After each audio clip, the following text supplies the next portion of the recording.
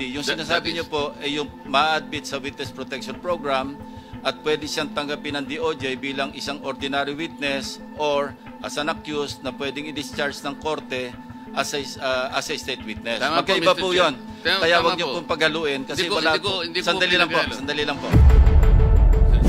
Senator Marcoleta is recognized. May I clarify that because Senate President said that by tradition, we can extend legislative immunity.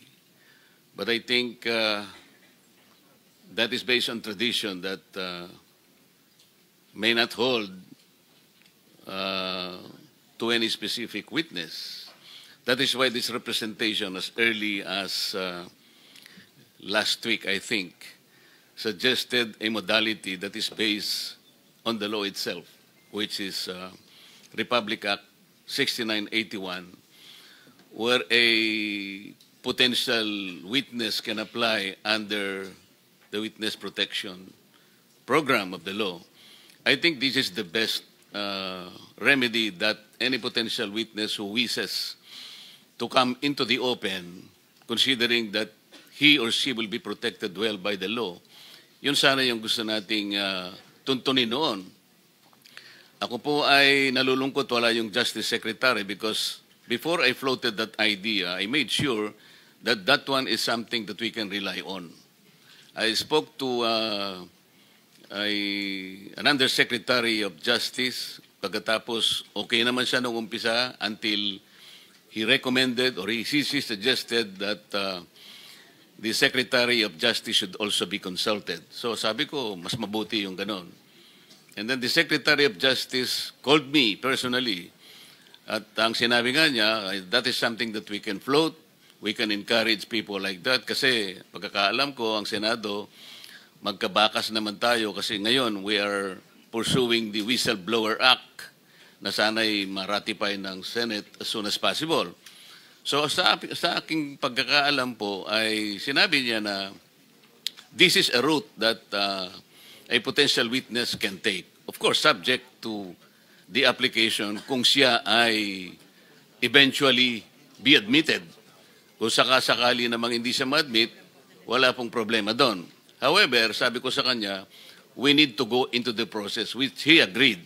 Ang naging problema lamang po, Mr. Chair, bigla kasi siyang gumawa ng parang press briefing na kung saan sinabi niya na before a particular, in this case, the Discayas can apply under the Witness Protection Program, kinakailangang magsoli po sila ng mga nakulimbat nila, which to my mind is not correct. Sapagkat kahit basahin po natin yung Section 10, na ito po yung applicable provision under the law, yun pong restitution or yung indemnification to the government, while it is a good policy, wala po doon eh. Walang requirement na gano'n eh. Kaya nga, ang sabi ko, kung nandito sana siya, I could have confronted him personally. Magkaibigan naman po kami. Hindi ko malaman kung bakit siya tumaliwas sa usapan namin. At abogado naman siya, kayang-kanya namang basahin po either Section 3 or Section 10 of the law. Wala po talagang restitution eh. Kasi mag-a-apply pa lamang po kung sakasakaling ma-admit siya. In other words, the process must begin. Hindi nga po nangyari yung ganun eh. So sayang po yung pagkakataon na tuntunin yung remedy, which is very, very legitimate under the law. So inconsistent po yung sinasabi natin ngayon na we can provide legislative immunity, but they aren't immune. May I respond, Senator Marcoleta? Thank you, Mr. Chair. Okay. Magkaiba po yung legislative immunity kesa doon sa pagiging state witness. Yung legislative immunity does not extend to prosecution. Ang sinasabi lang natin, lahat ng sasabihin niya rito, maski incriminate niya yung sarili niya, hindi pwedeng gamitin sa kanya. Yun lang po yung legislative immunity. Yung sinasabi niyo po ay yung ma-admit sa Witness Protection Program at pwede siyang tanggapin ng DOJ bilang isang ordinary witness or as an accused na pwedeng i-discharge ng korte as a state witness. Tama Magkaiba po yun. Kaya wag niyo po pong paghaluin kasi sandali lang po. Wala po tayong jurisdiction doon sa pag-admit sa Witness Protection Program. Under the law, pwede lang tayo mag-recommend. Pero iba po yung pag-uusapan natin. Legislative immunity which is implied or inherent sa Congress or sa Senate, for that matter, na kasi meron tayong power of contempt, pwede i-extend yan sa power din. At wala naman pong nagdudulog sa Supreme Court. Ginagawa natin ito, as I said, for the longest time, wala naman pong nagko-question. So kung meron magko-question, then we will allow or we'll just wait for the Supreme Court to issue a ruling in this regard. Pero wag po natin pagaluin yung witness protection program sa legislative immunity. Domain lang po natin yung legislative immunity. Now, if anybody wants to question that authority or power, which is inherent, sabi ko nga, no, hindi ito klaro na may power tayo kasi wala naman po talaga sa batas. Pero sa US jurisprudence, meron po yan. Meron tayong pwedeng i-cite. At tayo naman po, minsan sumusunod sa, di ba, nakapattern po tayo sa United States pagdating sa mga jurisprudence. So gusto ko lang i-clarify na iba po yung sinasabi niyong witness protection program at being a state witness in the court of law kesa sa legislative immunity. Those are two different animals. Mr. Chair, malinaw na malinaw po yun at hindi ko po pinaghahalo. Naiintindihan ko po yun. Ang sinasabi ko lang po, yun pong witness protection program is a better remedy sana kung yun po sana ay napagbigyan. Hindi ko po pinaghahalo yun sapagat malinaw po sa akin, iba po yung course ng legislative inquiry, iba nang po yung remedy na yun po ay ibinibigay legitimately. Thank you. Batas. Thank you very much, Senator Marcoleta. So can we continue? Meron ka na lang 25 seconds, so you better wind up because si Senator Jeby is waiting in the wings. Salamat, Mr. Chair. So, Mr. Diskaya, saan nyo binibigay sa kanila ang pera? Your Honor, kinukuha po minsan ng tao nila. Saan po?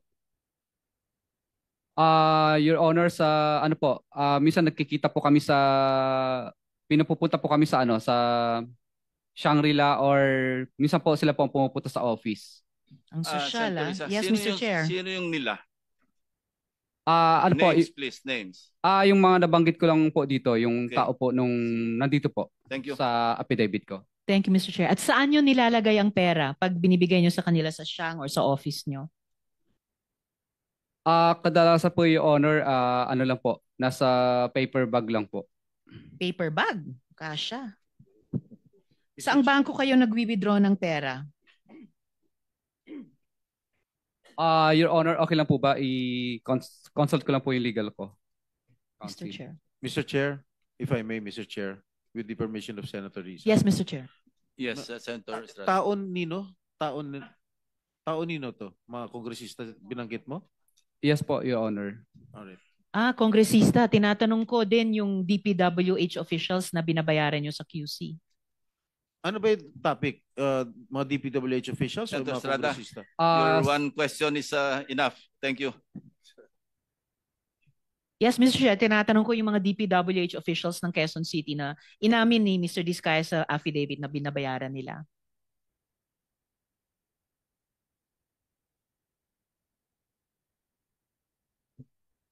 Your Honor, pinupupunta po nila kami sa ano, sa office po nila para dalhin.